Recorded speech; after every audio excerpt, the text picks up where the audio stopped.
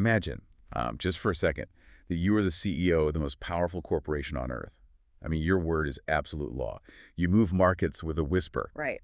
You are totally untouchable. Exactly.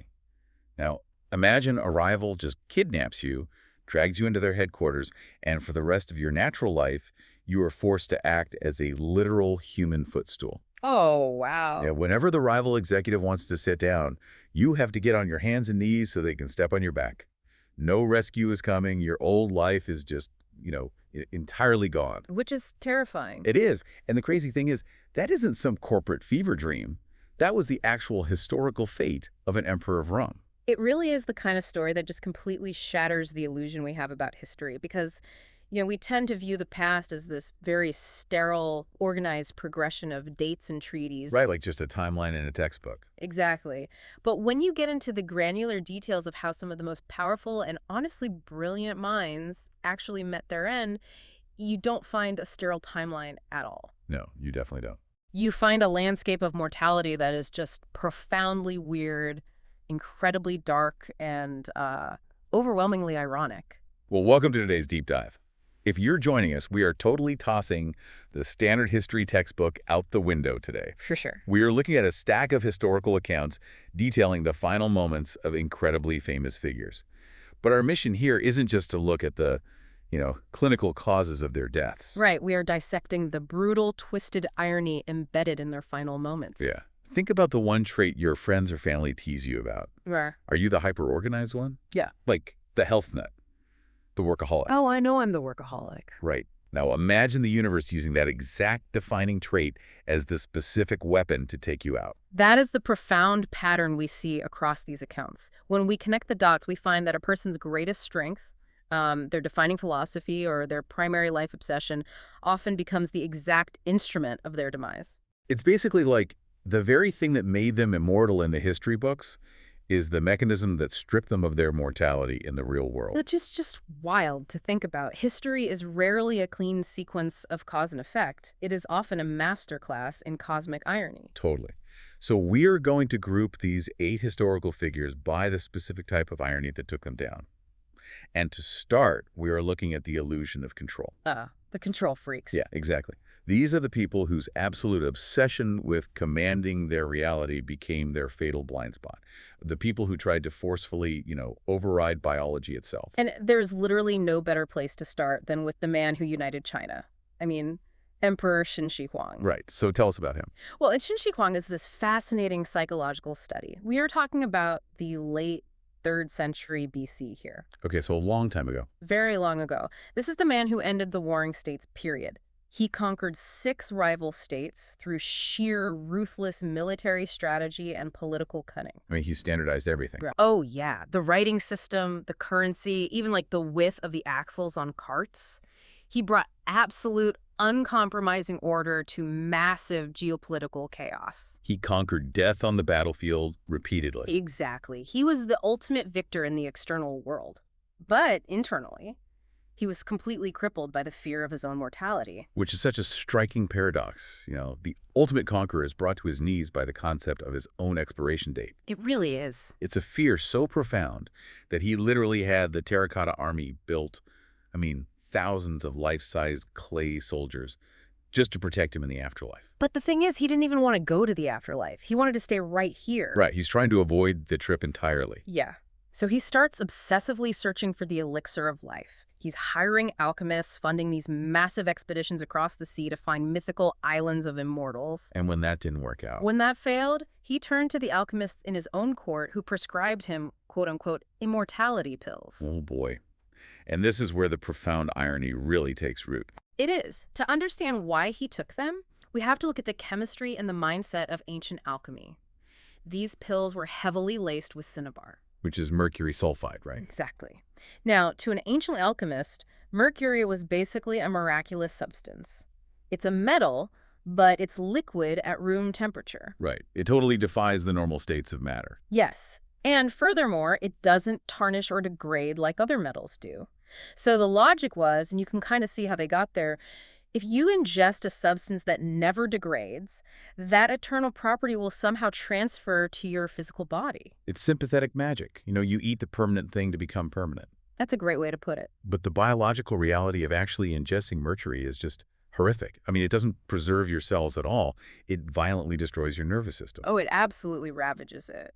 Let's look at the biological mechanism of mercury poisoning for a second. Yeah, how does it actually kill you? Well, when you ingest heavy metals like mercury over a long period, it binds to your enzymes and proteins, effectively shutting down basic cellular function. Oh, wow. Yeah. But the most devastating impact is neurological. Chronic mercury poisoning leads to a condition historically known as erethism. Erethism, what does that look like? The symptoms include severe tremors, horrible insomnia, massive cognitive decline, and this intense, crippling paranoia. Wait, so the very medicine he was taking to protect himself from death was actively destroying his mind. Exactly. It was making his fear of assassins and his fear of death infinitely worse. Precisely. His fear drove him to the mercury, and the mercury chemically amplified his fear. That is so dark. It gets darker. Towards the end of his life, Qin Shi Huang became so paranoid that he rarely went outside. He constantly moved in secret through this network of tunnels connecting his palaces. Just so no one would know exactly where he was. Right. He was basically a prisoner of his own decaying mind, and he swallowed this poison every single day, genuinely thinking it was his salvation. So he didn't die of old age. No, And he wasn't assassinated by the remnants of the states he conquered either. not at all. He actively, willingly administered his own lethal injection. It is the ultimate backfire. I mean, it's like someone being so terrified of drowning that they decide to just drink the entire ocean. Or like rigging your house with tripwires to stop an invasion and then stepping on one yourself. Yes, his obsession with ultimate security was the exact mechanism that killed him. And if we look at the psychology of ultimate power, it makes a tragic kind of sense. When a ruler unites a massive empire, when the physical world bends to their will, their perception of reality warps. They start thinking they're gods. Inevitably, they start to believe their authority extends way beyond human limits. Qin Shi Huang thought he could just legislate his way out of cellular decay. He tried to forcefully command his biology the same way he commanded his troops. And his biology rebelled. And what's wild is that the desire to override biology isn't just limited to megalomaniacal emperors trying to live forever. No, definitely not. Sometimes that exact same fatal hubris shows up in the most mundane, almost embarrassing settings.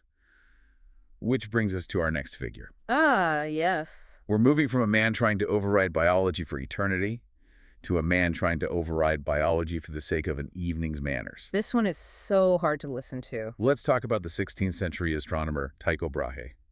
Tycho Brahe is, without doubt, one of the foundational pillars of modern astronomy. I mean, long before the telescope was even invented, Brahe built these massive, incredibly precise instruments to measure the positions of the stars and planets. He was basically doing it all by the naked eye in math. Exactly. And the data he collected was so accurate that it later allowed his assistant, Johannes Kepler, to formulate the laws of planetary motion. So he was a genius. A total genius. Brahe was a man who literally mapped the heavens. He understood the complex, sweeping geometry of the entire universe. Yet despite understanding the infinite cosmos, he apparently had zero grasp of his own internal plumbing. Yeah, that's the tragedy. Because the accounts of his death in 1601, they all center around this banquet he attended in Prague. Right. And at the time, aristocratic etiquette was incredibly rigid. Very strict. Leaving the table before the host or excusing yourself during a meal was considered a massive breach of manners. It was like a social sin. So Brahe is at this hours-long banquet. He drinks a lot, his bladder fills up, but he just refuses to leave the table. He just sits there. He literally just sits there. He sits there for hours, enduring what must have been escalating, excruciating pain, simply because the social consequence of standing up felt more unacceptable to him than the physical reality of his expanding bladder. Okay, I have to push back a little here because I struggle to accept this framing. Oh, how so? You're saying he was trapped by etiquette, but isn't it also supreme arrogance? I mean, it's not just that he was too polite. It's the hubris of a man who thought his willpower could just conquer physiological reality. That's a very fair point. He didn't just map the stars. He thought he was above the dirt. He thought he could just politely ignore a basic biological imperative. That is a very sharp way to look at it. It is an extreme manifestation of ego.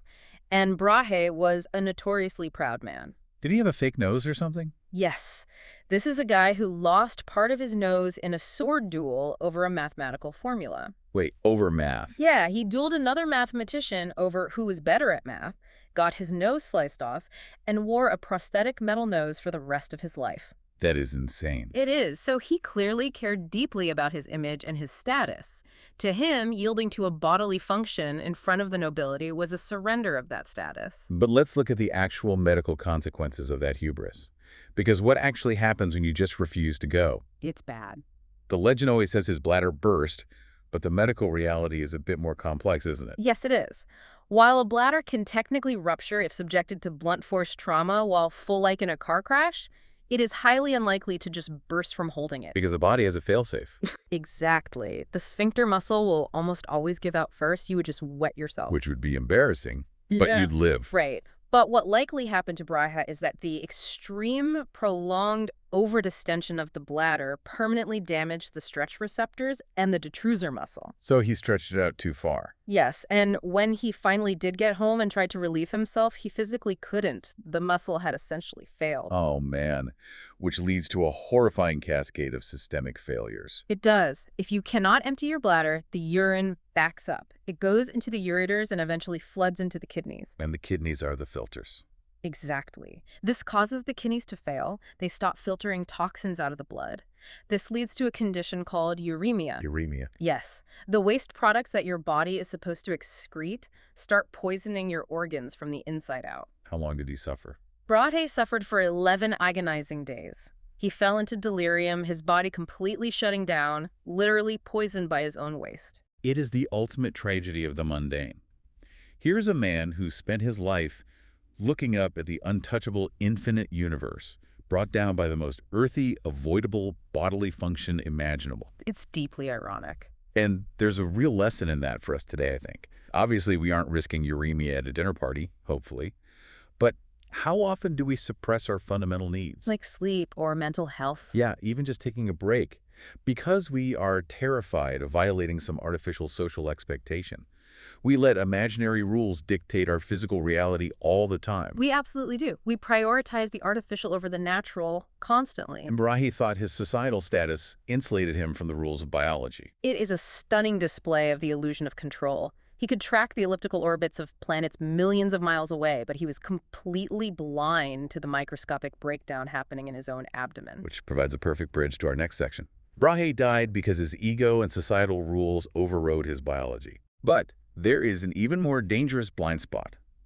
What happens when your ego isn't tied to society, but to your life's work? Oh, this is where it gets really interesting. Yeah, what happens when your discovery is so brilliant, so groundbreaking, that it literally blinds you to the fact that it is destroying you? That brings us to Marie Curie. Marie Curie's legacy is, it's monumental. She was the first woman to win a Nobel Prize, the first person to win it twice, and the only person to win a Nobel Prize in 2 different scientific fields, physics and chemistry. She was a pioneer in every sense. Absolutely. She and her husband, Pierre, fundamentally changed our understanding of matter by discovering radioactivity, specifically the elements polonium and radium. But the way she interacted with her discovery is what makes her story so haunting to read about today. Because of what we know now. Exactly.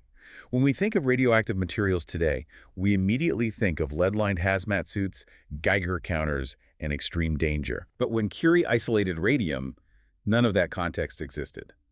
To her, this wasn't a deadly weapon. It was a miraculous, beautiful scientific breakthrough. It was an entirely new frontier.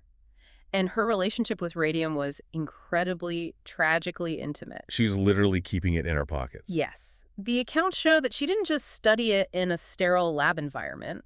She carried test tubes containing radioactive isotopes in her coat pockets. She would walk around the laboratory just casually holding this highly unstable material like it was candy. And it wasn't just in the lab, which is the craziest part to me. She kept glowing samples of radium on her nightstand next to her bed. Using them as a makeshift nightlight. Yeah, because she found the faint blue-green glow so beautiful, she literally slept next to it every single night. To really understand the irony here, we have to look at the cellular mechanism of ionizing radiation. Okay, let's break that down. When radioactive elements decay, they emit high-energy particles.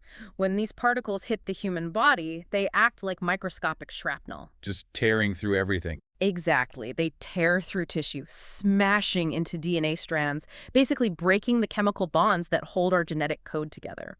It's like unknowingly building the foundation of your house out of unexploded landmines just because you like the color of the metal. That is a very accurate way to visualize it. She thought she had found the ultimate building block of the future, but she was sleeping next to a venomous predator that was quietly shredding her DNA night after night. And the biology actually gets even more insidious. Wait, how? Because radium is chemically very similar to calcium. Oh, no. Yes. So when it enters the human body, the body gets confused. It thinks, oh, calcium, I need this for the bones. So it absorbs it directly into the skeleton. The body actively absorbs the radioactive radium and integrates it into the skeletal system. Oh. Once it is in the bone marrow, it constantly bombards the blood-forming cells with radiation from the inside. Which explains her eventual cause of death, aplastic anemia. Exactly. Her bone marrow was so damaged by decades of radiation exposure that it simply stopped producing new blood cells. She died in 1934, completely consumed by the very thing she brought into the world. The profound irony of Marie Curie's death is this play on light and dark. Yeah, the metaphor is almost too perfect. Metaphorically, her brilliance illuminated the dark ages of chemistry and physics. She opened the door to modern nuclear science, to medical radiation therapy, to a whole new era of human understanding. And literally, the radium illuminated her bedroom with that beautiful glow. Right. Yet that very light was silently, invisibly plunging her own cellular biology into darkness. The thing she brought into the light killed her in the dark. And the legacy of that destruction is still with us today, physically. Her notebooks, right? Her actual laboratory notebooks, the physical artifacts where she recorded her brilliant insights, are highly radioactive. That blows my mind. They are kept in lead-lined boxes at the National Library in France right now. If you want to study them today, you have to sign a liability waiver and wear protective gear. Just to read her notes. Just to look at the paper. Yeah. Because the isotope she was working with has a half-life of 1,600 years. Wow. Her genius outlived her, but so did the poison. The work is as deadly today as the day she wrote it down. It is the ultimate paradox of discovery. The passion that drove her to uncover the secrets of the universe was inextricably linked to the mechanism that destroyed her. Her brilliance was an absolute blind spot to her own physical vulnerability. That's beautifully said. Well, Curie's death was silent. Right. The radiation was invisible, the damage was microscopic, and no one knew it was happening until it was far too late. Correct. But our next figure's death was the exact opposite. It was highly visible. It occurred under literal stage lights in front of a massive crowd of people. And yet, Incredibly, it was completely invisible to the people who were watching it happen. We're talking about the great 17th century French playwright, Molière. Molière is one of the undisputed masters of Western comedy. He was the favored playwright of King Louis XIV, and his entire career was built on writing these biting, brilliant satires. He loved skewering the hypocrisy of French high society. Oh, he lived for it. And one of his absolute favorite targets was the medical establishment. Which, to be fair to Molière, was incredibly easy to mock at the time. Oh, 100%. I mean, 17th century medicine was basically just doctors in elaborate robes telling you that your humors were unbalanced, followed by them aggressively bleeding you with leeches. Or giving you violent purgatives. It was barbaric, and it often did way more harm than good. So Molière viewed the doctors of his era as complete charlatans. He despised them. He also despised hypochondriacs, wealthy aristocrats, who faked illnesses to get attention or sympathy. So in 1673, he wrote what would be his final masterpiece. Right, a play called The Imaginary Invalid. And what's it about? It is a scathing comedy about a wealthy hypochondriac named Argan who is obsessed with his fake illnesses and surrounds himself with greedy, incompetent doctors. Okay, and Molière, who was 51 years old at the time and the star of his own acting troupe, naturally played the lead role of Argan. But here is the massive, tragic twist. While he is playing a man faking a sickness, Molière himself was genuinely terribly ill. He was dying. He had contracted pulmonary tuberculosis. And tuberculosis, or consumption, as it was often called back then, is a brutal bacterial infection that essentially destroys the lungs. It's awful. It causes chronic, violent coughing fits, chest pain, and severe hemorrhaging. You cough up blood. Molière had been struggling with it for months. His friends must have known. They did. His friends and his wife begged him not to perform on the night of February 17th, 1673, but he insisted. He said the show had to go on. He said his troupe needed the money, and he wouldn't let them down. So he goes on stage. He is performing this hilarious high-energy role of a man pretending to be sick, The audience is roaring with laughter. And then, right in the middle of the performance, the tuberculosis triggers a massive hemorrhage in his lungs. Molière begins coughing violently, and he literally collapses on stage. But the audience doesn't gasp. They don't rush the stage to help him. They laugh harder. They roar with laughter. Because they think it is part of the act. They think this violent, terrifying collapse is just an incredibly committed piece of physical comedy by a master actor playing a hypochondriac. It is a staggering story of theatrical irony. I mean, Molière built his entire career training his audiences to view the world through his comedic lens. Right. Night after night, he conditioned them to look for the punchline in physical suffering, to assume that any display of medical distress was a scam or a joke. He was a master manipulator of perception. And he trained them too well. Exactly. His control over the audience was so absolute that when real, unscripted tragedy struck, their brains automatically processed it as comedy. They reacted exactly how he had spent decades teaching them to react. Molière somehow managed to finish the play, but he collapsed again shortly after the curtain fell and died just hours later. That is heartbreaking. When you think about that moment on stage, the psychological isolation is just terrifying. He is surrounded by hundreds of adoring fans. They are cheering for him. But he is entirely, completely alone in his suffering. Yes, because his own genius has trapped him. He was perfectly, inescapably trapped by the illusion he had spent his whole life creating. You know, here's where it gets really interesting to me. As an artist, isn't there a dark part of you that considers this the ultimate compliment? How do you mean? Like, your acting is so convincing, your comedy is so perfectly constructed, that people think your actual death is a masterclass in performance. I see what you're saying. But the reality of suffocating on your own blood while people laugh at you is just profoundly dark. It's like The Boy Who Cried Wolf, elevated to a high art masterpiece. It really is. It highlights a key theme we keep coming back to. The mechanisms we use to navigate the world eventually consume us. Molière used comedy to dissect reality, and comedy eventually masked his reality when he needed help the most. Okay, let's take a breath because we need to shift gears. Good idea.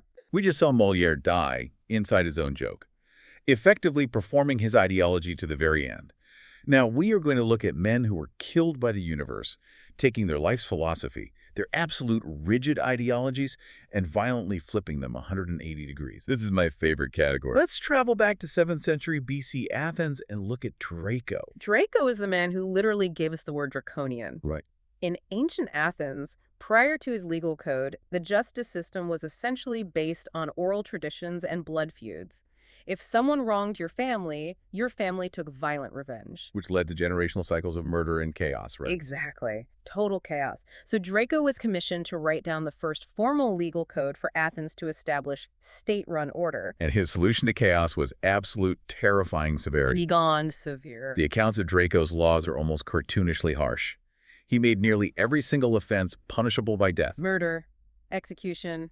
Stealing a cabbage, execution. Loitering, execution. When he was asked why he prescribed the death penalty for both minor theft and murder, he reportedly said that the minor offenses deserved death, and he couldn't think of a worse punishment for the greater crimes. His entire brand was fear, punishment, and absolutely zero tolerance. The Order de Medes famously said that Draco's laws were written not in ink but in blood. So Draco believed that society could only be held together by the absolute threat of merciless violence. Yes. Now, you would expect a guy whose entire philosophy is built on state-sanctioned murder to go out violently. Naturally. You'd expect him to be assassinated by a political rival or poisoned by a rebel faction or overthrown and executed by an angry mob. That is the logical conclusion to a life of cruelty. Right. If the world functioned purely on cause and effect, violence would beget violence. But history opted for a far more absurd and ironic conclusion. It really did. So later in his life, Draco was visiting the island of Aegina. He was attending a theater performance, and the citizens of Aegina, who apparently appreciated the brutal order he had brought to the region, wanted to show him their deep respect. Now, in ancient Greek culture, there was a tradition for expressing profound approval and honor. You didn't just clap. Clapping wasn't enough. No, you threw your garments, your cloaks, your hats, your tunics at the person you were honoring. It was a physical manifestation of showering them with praise. So Draco steps into the theater, and the crowd just goes wild. thousands of citizens start hurling their heavy woolen cloaks and hats down onto him in the orchestra. But the crowd is so large, and their enthusiasm is so frenzied, that a massive pile of heavy garments quickly builds up over him. And he doesn't emerge from the pile. Wait, they just kept throwing them. They kept throwing things, completely unaware that the man who wrote the laws in blood is currently suffocating underneath a mountain of outerwear. He was literally smothered to death by their appreciation. Yes. To understand how this actually happens physically, we have to look at the mechanics of crush asphyxiation. How does that actually work? Does he just run out of air in the pile? It isn't just about not having air to breathe in the confined space. When a massive weight is piled onto a human body like hundreds of heavy woolen cloaks, the sheer mass compresses the chest cavity. Oh, The diaphragm and the intercostal muscles between your ribs are no longer strong enough to push outward against the weight. so you can exhale, but you can't inhale. Exactly. You can exhale, but you cannot physically expand your chest to take the next breath. Your own body becomes a vacuum and you slowly suffocate. It is an incredibly claustrophobic, terrifying way to die. But the irony is just phenomenal. It's unmatched. The universe took a man of zero mercy, a man who spent his life dispensing brutal, rigid punishment, and killed him with an avalanche of kindness. Killed by kindness, literally. The very tradition meant to show approval and safety became the murder weapon. It's like a hardcore germaphobe who refuses to touch anyone, suddenly drowning in a giant vat of hand sanitizer. That's a great analogy. It's as if history decided that a violent, dignified death was too good for him, so it chose a suffocating, absurd embrace instead.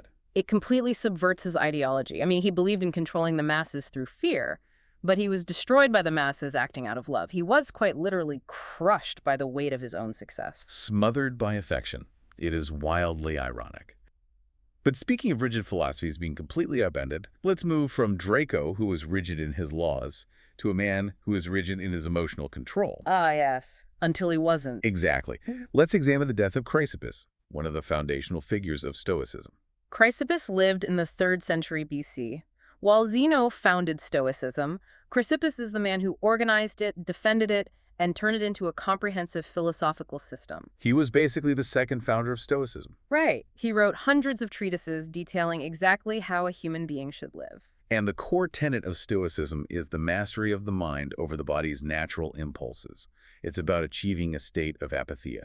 Not apathy in the modern sense, though. Right, but a state of being free from violent, uncontrolled passions.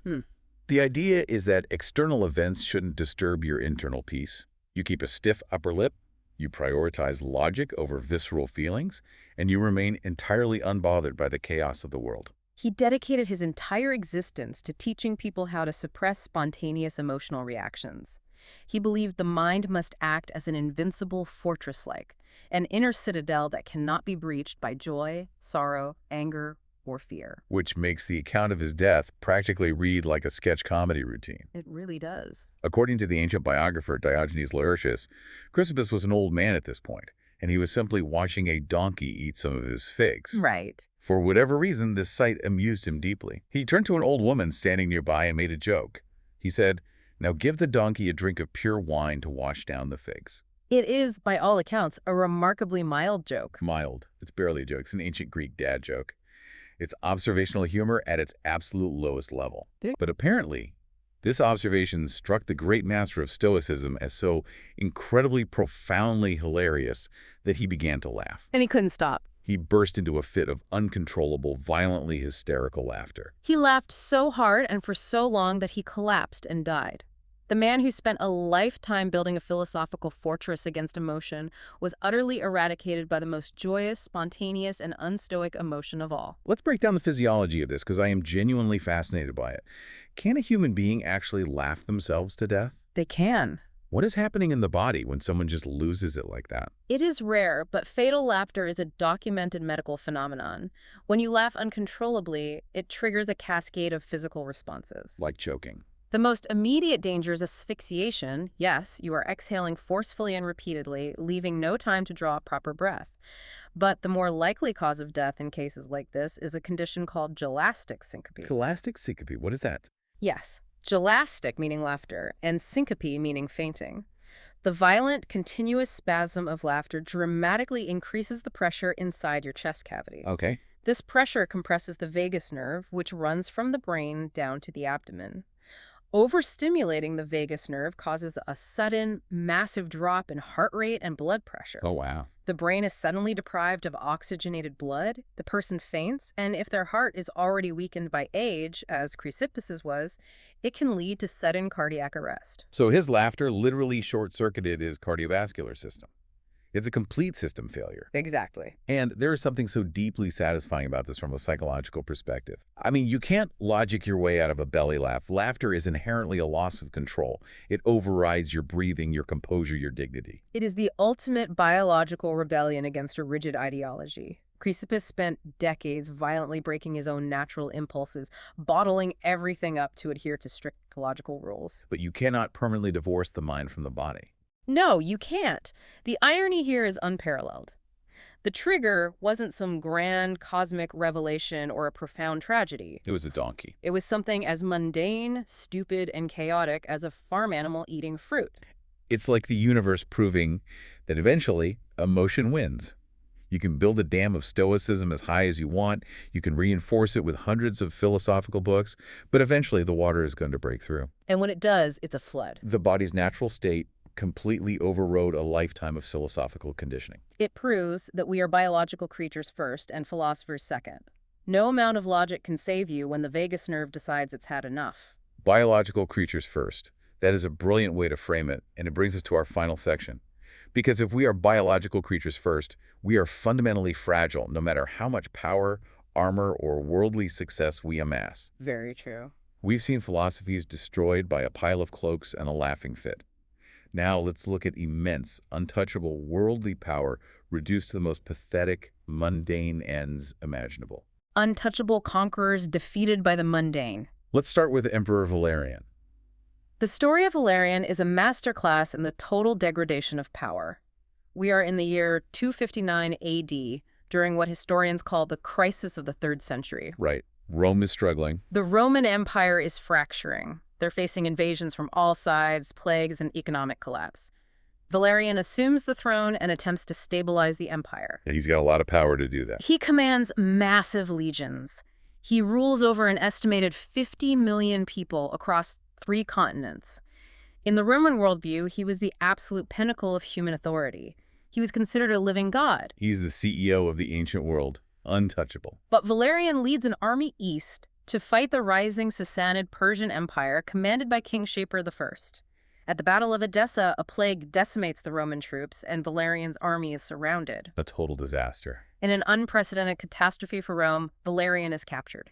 He becomes the first Roman emperor in history to be taken alive as a prisoner of war. Now, if King Shi Huang just executes him, it's a tragic defeat, but it's a normal historical event. Kings kill kings all the time. Exactly. But Shi Huang understands the psychology of power. Executing Valerian would be too simple. It would respect Valerian's status as a warrior and a rival leader. Shi Huang doesn't want to kill the man. He wants to kill the myth of the Roman emperor. Yes, Shi Huang engages in extreme, structural, psychological warfare. He decides to use the living god of Rome as a piece of furniture. It's hard to even picture. According to historical accounts, whenever King Shi Huang wanted to mount his horse, Valerian was brought out in his imperial robes and forced to get down on his hands and knees. Unbelievable. The Persian king would then step on the Roman emperor's back to boost himself into the saddle. Valerian became a human footstool. Just let that sink in. For you listening, imagine the most powerful person you can think of today. Imagine a modern world leader or a billionaire oligarch captured by a rival and forced to act as a literal living doorstop in their office for the rest of their life. It is a level of disrespect that is almost hard to process. It's the ultimate humiliation. The irony here operates on the contrast between the macro and the micro. Valerian commanded armies. He dictated the fates of millions. He ordered the construction of monuments. He was a figure of macro-level historical importance. And then? To be reduced to a micro-level utilitarian object, a footstool, is the total subversion of his identity. King Shi Huang took a man categorized as emperor and violently recategorized him as utility. And it didn't end there, did it? Because even in death, Valerian wasn't allowed his dignity. No, he wasn't. When Valerian eventually died in captivity, some accounts say he was forced to swallow molten gold, though that may be later. Roman propaganda Shapur ensured his humiliation was permanent. What do you do? He had the emperor's body flayed. He took Valerian's skin, dyed it a bright vermilion red, stuffed it with straw, and hung it on the wall of a Persian temple as a taxidermy trophy. From a living god to a piece of furniture to a stuffed leather trophy. It's brutal. Valerian spent his life trying to immortalize himself in grand marble statues across Rome, and he ended up immortalized as literal taxidermy in a rival's palace. The mundane utility of a footstool and a wall decoration completely destroyed the myth of Roman invincibility forever. His son, Gallienus, who took over the empire, was so horrified and helpless that he basically pretended his father was already dead to avoid the shame. It is the total objectification of absolute power. Valerian thought his title protected him from the indignities of normal human suffering. The universe proved that a title is just a word and flesh is just flesh. Exactly. Valerian was turned into furniture. But our final conqueror may have been killed by his own living space. We have to conclude with one of the most famous military minds in human history, Napoleon Bonaparte. Napoleon is the perfect conclusion to this exploration of the mundane defeating the mighty. Consider the sheer scale of Napoleon's life. It's massive. He fundamentally redrew the map of Europe. He survived the French Revolution, he orchestrated coups, he led massive armies through the deserts of Egypt and the freezing snows of Russia. At the Battle of Austerlitz, he destroyed the combined armies of two massive empires. The man survived countless battles. He lived through 2 decades of intense warfare, constantly dodging bullets, grape shot, and cannon fire. He was the architect of chaos. And he thrived in the most dangerous environments on Earth. He seemed entirely bulletproof. He walked through the fire of the 19th century and came out untouched. But eventually, he is defeated at Waterloo, and the British, terrified of his ability to repeatedly escape and raise new armies, exile him to the most remote place they can think of. The island of St. Helena in the middle of the South Atlantic. Right. They put him in a damp, dreary, rat-infested residence called Longwood House. A completely isolated, quiet domestic prison. And this is where the irony sets in, because during this exile, something deadly was lurking in his bedroom. It wasn't an assassin. It wasn't a British spy. No, it was the wallpaper. Explain this to me. How does wallpaper kill Napoleon? Well, the walls of Napoleon's bedroom were covered in a very popular bright green wallpaper. The color was known as Scheele's green. And to understand the invisible siege that took place in that room, we have to look at the chemistry of 19th century dyes. Okay, what was in it? Scheele's green was formulated using copper arsenite. It contained massive amounts of arsenic. Now, dry arsenic wallpaper is bad enough if you touch it or if it flakes. But Longwood House was located on a cold, damp plateau. It was constantly shrouded in mist and moisture. And that moisture is the key. The damp environment allowed microscopic mold to grow on the wallpaper behind the walls. As this mold fed on the wallpaper paste, it metabolized the copper arsenite. It metabolized it, like it digested the poison. Yes, and a byproduct of this metabolic process is a toxic, invisible, odorless gas called trimethylurcine. So the walls were literally exhaling poison. Exactly. Slowly, day after day, week after week, the damp mold converted the green dye into a toxic gas that filled the unventilated room. And day after day, the former emperor of the French just sat in his chair, brooding over his lost empire, breathing in this toxic air. The man who survived the combined artillery of all of Europe was slowly, meticulously poisoned by his own living room walls. It is the ultimate anticlimax. I mean, after staring down the cannons of the Russian Empire, after outmaneuvering the greatest generals of his age, the universe decides his final boss is interior decorating. It perfectly highlights the anticlimax of historical greatness. Think about Napoleon's psychological and strategic environment. His mind was uniquely calibrated to handle massive visible threats. If you gave him a map and an enemy army, he could process the danger and devise a brilliant counterattack. He was practically untouchable where it was most dangerous. He knew how to fight a war. He knew how to fight an army, but he didn't know how to fight a living room. Precisely. In the quiet, entirely domestic, mundane space of his exile, his guard was entirely down. There were no flanking maneuvers to anticipate, no artillery trajectories to calculate. A bright color on the wall achieved what millions of armed soldiers and decades of coalition warfare could not. The slow buildup of arsenic in his system ruined his health. When they tested samples of his hair centuries later, the arsenic levels were astronomical. The walls just slowly broke him down. He survived the massive, earth-shattering macro wars of Europe, only to be defeated by the invisible microchemistry of mold and dye in a damp house. It is a silent, creeping defeat for a man defined by loud, explosive victories. It's the deep irony of the safe space becoming the ultimate battlefield. He spent his life conquering external territories, but he was ultimately conquered by his immediate internal environment.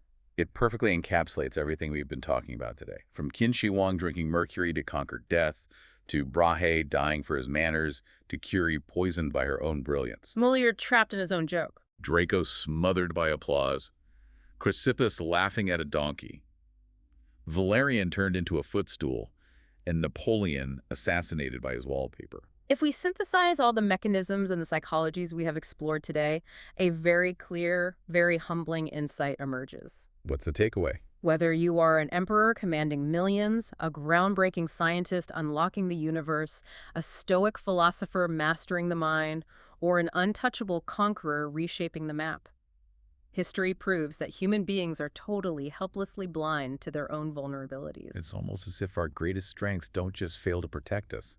They actively, mechanically create the exact conditions for our downfalls. The qualities that elevate these figures into the history books are the very tools the universe uses to pull them back down to the dirt. They build their own traps, usually out of the materials they are most proud of. Exactly. It really makes you wonder, for you listening right now, if future historians were to look back at your life, what seemingly harmless, everyday thing will they view as the ultimate irony in your story? What is the toxic wallpaper in your room? What is the social etiquette you absolutely refuse to break, even to your own detriment? Before we go, there is one final psychological concept that ties all of this together. It's a modern psychological framework called ironic process theory. How does that work? It's often referred to as the white bear problem. If I tell you to actively, forcefully not think of a white bear, the sheer effort of suppressing the thought practically guarantees that a white bear will pop into your mind. Right, the act of suppression creates the phenomenon. Yes. The mind rebels against the control. But what these historical accounts suggest is that ironic process theory doesn't just happen inside our minds. It seems to happen in physical reality. Exactly. The more violently and obsessively you try to suppress nature, death, chaos, or emotion, the more aggressively the universe ensures that exact thing destroys you. Qin Shi Huang tried to suppress death, and he accelerated it. Chrysippus tried to suppress emotion, and a laugh stopped his heart. The extreme obsession inherently creates the fatal blind spot. The universe enforces the joke. So the question to ask yourself is, what are you trying a little too hard to control right now? What are you so focused on dominating that you are completely failing to see the obvious danger right next to you? Because the universe definitely has a dark sense of humor. And history proves it usually prefers a punchline we never saw coming. Thank you so much for joining us on this deep dive. Keep questioning, keep looking for the irony, and we will see you next time.